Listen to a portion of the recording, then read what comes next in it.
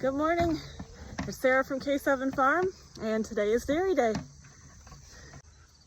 If you recall, Dairy Day is the one day a week that I take to make up cheese products and dairy products from our milkings from the past week, using up all the milk that we have yet to use. So I thought I'd take you along with me again today, just like I did last week, and we'll start from the get-go with milking the cow.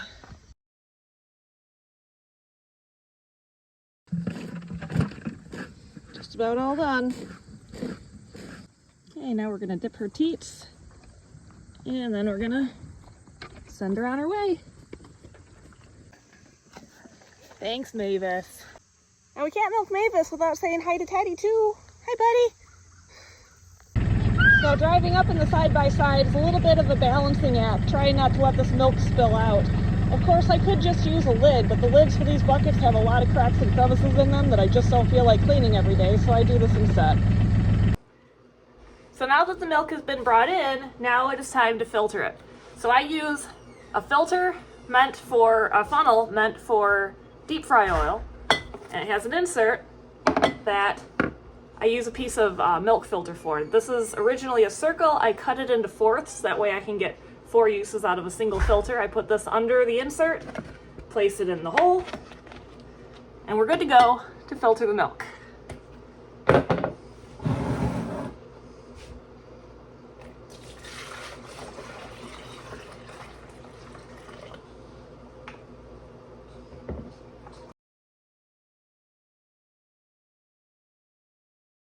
Some of the milk that we are using this morning is getting filtered and put into my Instant Pot liner, and I'm going to make yogurt out of that, but I'm also getting low on my buttermilk.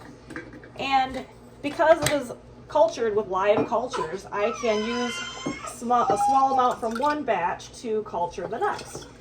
And when we bring milk in after milking the cow, it's still warm, and it's actually at the right temperature to start culturing buttermilk or sour cream or anything like that. And I don't measure, you only need about a 1/4 cup of culture. It looks like I put a little bit more in here, but that's not a big deal. I'm going to filter some fresh milk in here, shake it up, and then I'm going to keep it warm for the next 24 hours. And then I will stick it in the fridge. And I've got buttermilk that I can then use in my baked goods. It'll be cultured, a traditional cultured buttermilk. And when I get low, I'll just make more. I recommend labeling all of your lids on all of your cultured products in your fridge, because if you don't, your husband might raid the fridge one night in search of a sweet snack and grab a white substance that looks like milk and make himself a big glass of chocolate sour cream.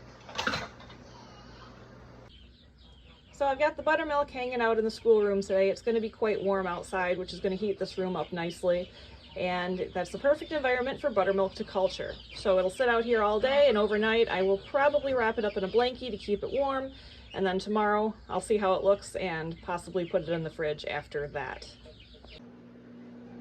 Alright, we got the milk brought in. This is what we didn't drink from the past week of milking our cow. Everything without a lid was from what was left after this morning, after I put milk in the Instant Pot to make yogurt and also to make a couple quarts of buttermilk.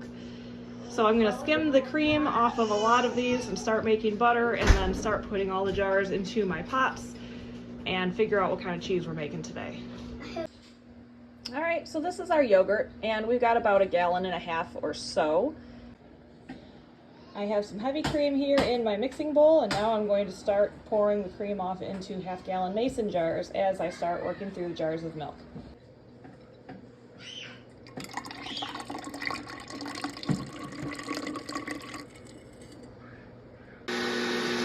Part of the aftermath. I've got all my heavy cream right over here, and I'm making some Parmesan this week.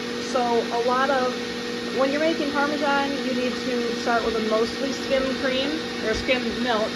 So I skimmed a lot of the cream off and probably got extra milk in my cream. So for some of them, I'll probably just make ricotta out of that this week. All right, we're ready to start making butter. More jars. Oh yay! But the stove is full, the milk has all been divided, the jars are all labeled according to their use or their purpose, and I've got the first pot that I started heating with the thermometer in it so I can keep an eye on it. And once it starts getting close to the right temperature to add the culture, I will know the rest of them are probably getting close as well. And of course, I'll still be checking them all as the morning goes on.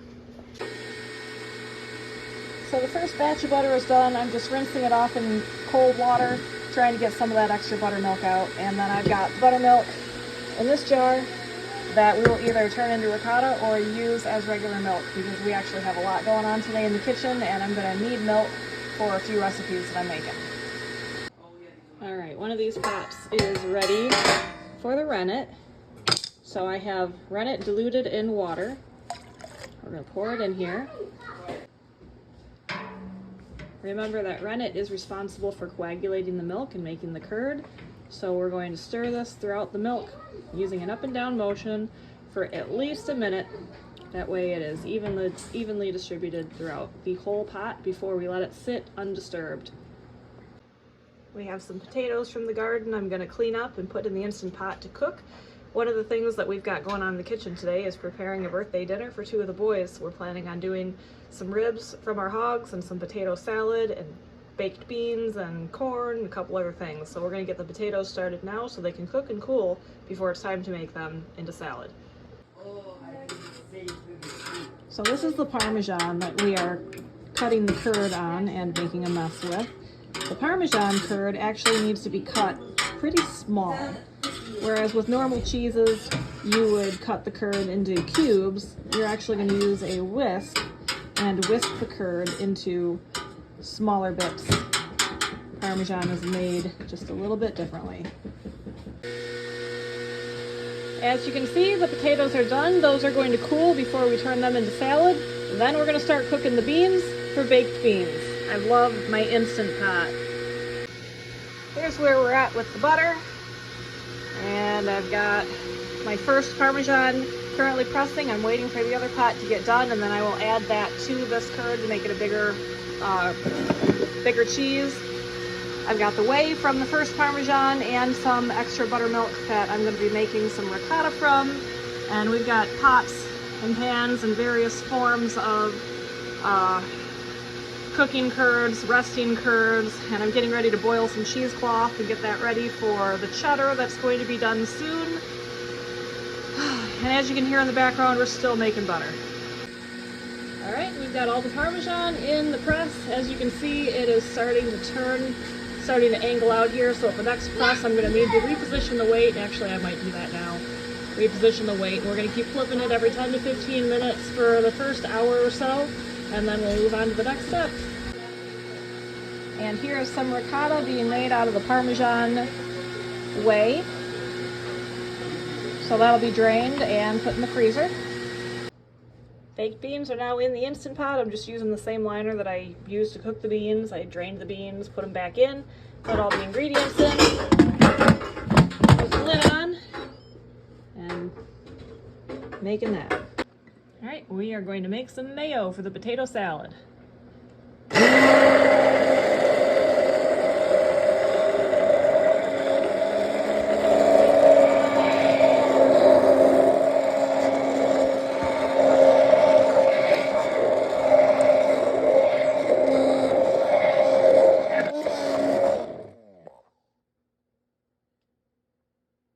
we go.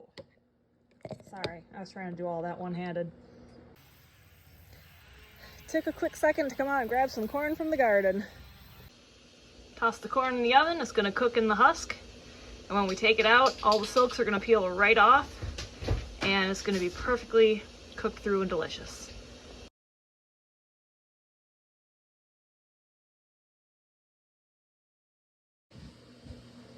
Ricotta drained and ready to be put in the freezer.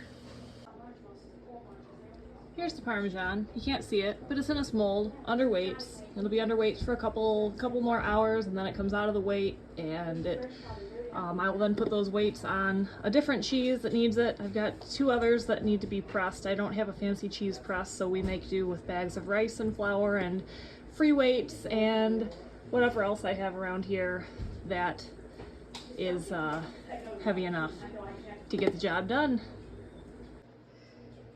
Here's our butter for the day. Might have enough that we may not need to make quite so much next week. We are working on filling the freezer, but our butter needs are definitely met for the next week, thanks to Mavis. One last thing that I want to do before I stretch this week's mozzarella is shred last week's mozzarella that we did not eat. And I'm going to package that in what I am anticipating to be meal-sized packages and putting them in the freezer. Every single week when we make fresh mozzarella, I freeze what we didn't use the previous week. That way we have fresh stuff in the freezer or in the fridge all the time, and we are also stocking our freezer at the same time. And final project of the day is the mozzarella, and that is finally done. I wish I can get a nice smooth surface on it, but as you can see, or maybe you can't, but these gloves that I use are not very smooth. And I was asked last time, why was I wearing the gloves backwards? So I wear this on the back of my hand. Reason being, when this cheese is melty, when it's hot, it's really melty, and the strings of cheese will get stuck in this. And these were the only gloves that I could find that would stand up to the heat of the water that I'm working with without melting into my cheese. Some of the cheaper gloves and the thinner gloves would literally melt their coloring into the cheese, and that was no good. Plus, my hands got really hot as well. So these actually did a pretty nice job. And if you're looking for gloves that are specific to working with hot water, you can actually get gloves for that purpose that are food grade. I was just going with what I could find in the store because I needed them for cheese that evening. All right, I am sitting down. I think this is the second time I've sat down all day. I'm feeding the baby, sitting with Kyle. We have just finished our dairy day. Oh, Luke's coming over to join us. Hi, Lukey. So we've made 2 batches of ricotta, mozzarella, parmesan, cheddar, buttermilk, yogurt, and butter today. So it's been quite the day. I've got some cheese being pressed overnight, and it'll be pressed throughout tomorrow. But when that's done, it'll be going into the fridge to age.